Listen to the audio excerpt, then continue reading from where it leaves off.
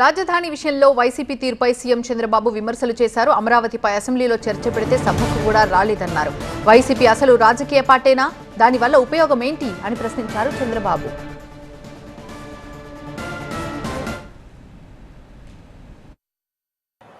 ఈ రోజే ఒక చరిత్ర, మూడు ముక్కలాట, మూడు రాజధానులు,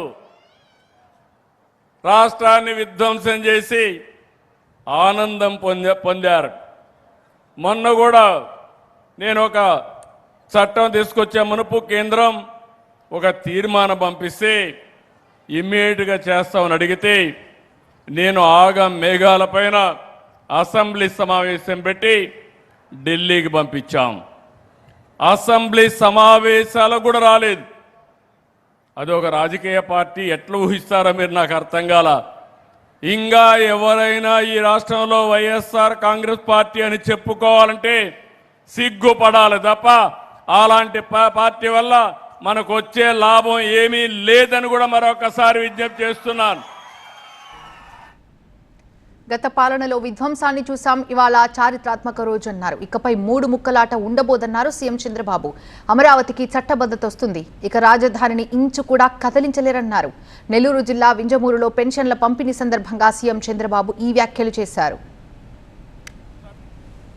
ఈరోజు పార్లమెంట్లో కేంద్ర ప్రభుత్వం బిల్లు ప్రవేశపెట్టారు. రేపు రాజ్యసభకు కూడా వస్తుంది.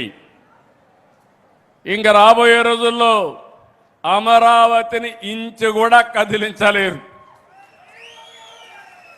అమరావతి ప్రజా రాజధాని, అవునా కాదా?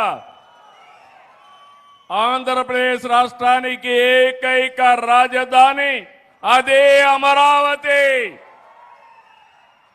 అమరావతి రాజధాని వాళ్ళు గట్టిగా చప్పట్లు కొట్టి మీ హర్షాన్ని, ఆమోదాన్ని తెలియజేయండి. ఒక వ్యక్తికి ఒక అడ్రస్ ఉండాలి, ఒక రాష్ట్రానికి ఒక రాజధాని ఉండాలి. అలాంటి రాజధానిని విధ్వంసం చేసి ఎడారి అని, లేకపోతే శ్మశానమని, ముంపు ప్రాంతం అని ఎగతాళి చేసి మనకు రాజధాని కూడా లేకుండా చేసే పరిస్థితికి వచ్చారు.